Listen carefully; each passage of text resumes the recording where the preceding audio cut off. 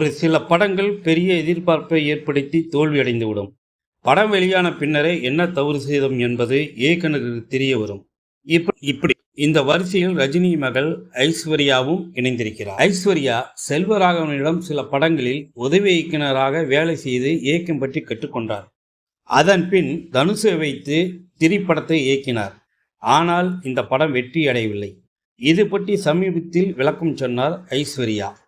அந்த படம் ரசிகர்களும் ரீச் ஆகாமல் போனதுக்கு காரணமே கொலவெறி பாடல்தான்.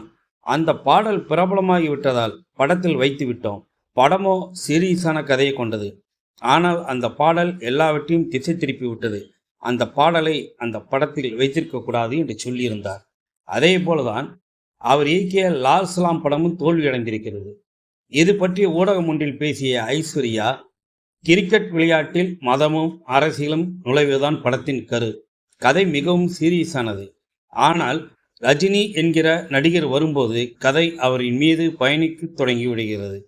நாங்கள் என்ன சீரியஸான கதை சொன்னாலும் அதை விட்டுவிட்டு ரஜினியே எல்லோரும் பார்க்கிறார்கள். என்ன செய்தும் எங்களால் அதை தடுக்க முடியவில்லை. அதனால்தான் படம் பெரிய வெற்றியை பெறவில்லை. நாங்கள் என்ன சொல்ல வந்தோம் என்பது ரசிகர்களுக்கு ரீச் ஆகவில்லை. அவர்கள் அதை புரிந்து கொள்ளவும் இல்லை.